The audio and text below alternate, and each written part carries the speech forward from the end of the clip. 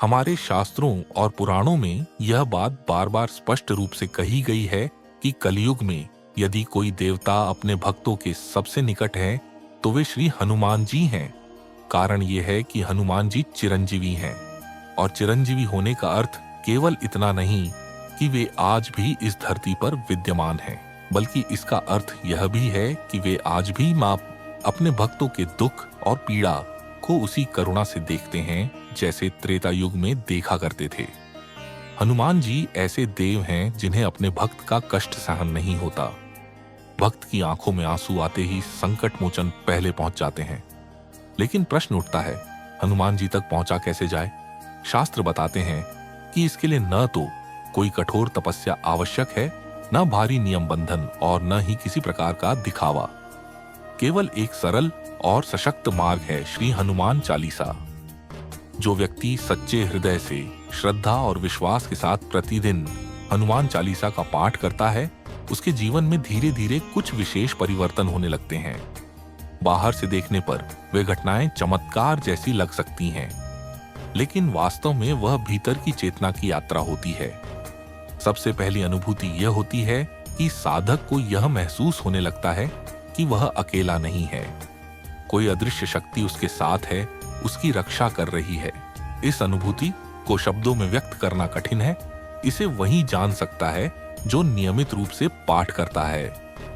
हनुमान जी स्वयं यह भाव जगा देते हैं कि डरो मत, मैं यहीं हूं। और जहां हनुमान जी की उपस्थिति होती है, वहां श्री राम की कृपा स्वतः प्रवाहित होने लगती है। धीरे धीरे दूसरी अनुभूति जन्म लेती है। हनुमान चालीसा के बिना दिन अधूरा सा लगने लगता है। मन बेचैन रहता है, जैसे कुछ छूट गया हो। उसी के साथ व्यक्ति के शब्दों में बल आने लगता है। उसकी वाणी प्रभावशाली होने लगती है, क्योंकि हनुमान जी अष्ट सिद्धि और नवनिधि के दाता हैं, और जो उन्हें सच्चे भाव से स्मरण करता है उसे वे निडर, तेजस्वी और सेवा भाव से भर देते हैं। पर एक बात सदैव स्मरण रखने योग्य है, हनुमान चालीसा का पाठ करते समय मन में केवल श्री राम का स्मरण होना चाहिए, क्योंकि हनुमान जी का हृदय सदा राम नाम से ही स्पंदित रहता है। जो लोग बालाजी के भक्त हैं और गुरु कृपा को मानते हैं, उन्हें भी यही मार्ग बताया गया है। गुरु कहते हैं, जो भी कहना हो हनुमान जी से कहो। हनुमान चालीसा का नित्य पाठ साधक को स्वयं श्री राम नाम की ओर ले जाता है, और जहां राम नाम होता है वहां जीवन का मार्ग अपने आप सरल और स्पष्ट हो जाता है। ऐसा साधक न भटकता है, न डगमगाता है।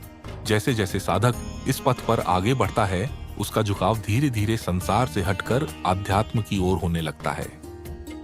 मन सात्विक बनने लगता है, विचार शुद्ध होने लगते हैं, और यह देखा जाता है कि जहां भी वह जाता है वहां कार्य सिद्ध होने लगते हैं। क्योंकि जिसके मस्तक पर श्री राम और श्री हनुमान का हाथ हो, उसकी पराजय कैसे हो सकती है? हनुमान चालीसा का प्रथम प्रभाव मन की शांति है। भय, चिंता और नकारात्मकता स्वयं ही कम होने लगती है। यदि रात में डर लगता हो या नींद में बेचैनी होती हो, तो सोने से पहले चालीसा का पाठ कीजिए, मन स्वतः शांत हो जाएगा। शरीर और मन में नई ऊर्जा का संचार होता है, आत्मविश्वास बढ़ता है और जीवन की बाधाएं धीरे धीरे हटने लगती हैं। यह कोई साधारण पाठ नहीं, बल्कि एक जीवंत साधना है। हनुमान चालीसा केवल पढ़ने की वस्तु नहीं, बल्कि जीवन को ढालने की प्रक्रिया है। इसके नियमित पाठ से अहंकार कम होता है, क्रोध शांत होता है और भीतर एक स्थिरता जन्म लेती है। जो बातें पहले आपको विचलित कर देती थीं, अब वे आपको हिला नहीं पाती। हनुमान जी अपने भक्त को बाहर से नहीं, वह भीतर से मजबूत बनाते हैं। और जब मन सशक्त हो जाता है, तो परिस्थितियां स्वयं छोटी प्रतीत होने लगती हैं। यही हनुमान जी का सबसे बड़ा वरदान है।